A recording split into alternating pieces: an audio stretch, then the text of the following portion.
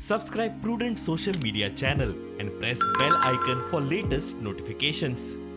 And based on an assessment of the macroeconomic situation and the outlook, the MPC voted unanimously to increase the policy repo rate by 50 basis points to 4.90% with immediate effect.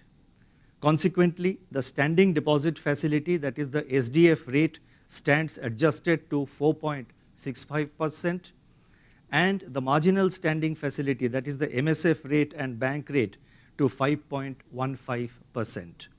The MPC also decided unanimously to remain focused on withdrawal of accommodation to ensure that inflation remains within the target going forward while supporting growth. The protracted war in Europe and the accompanying sanctions have kept global commodity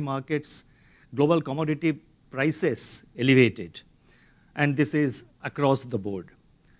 Taking all these factors into consideration, the real GDP growth for 2022-23, that is for the current year, is retained at 7.2%, with Q1 at 16.2%, Q2 at 6.2%, Q3 at 4.1%, and Q4 at 4%, with risks broadly balanced.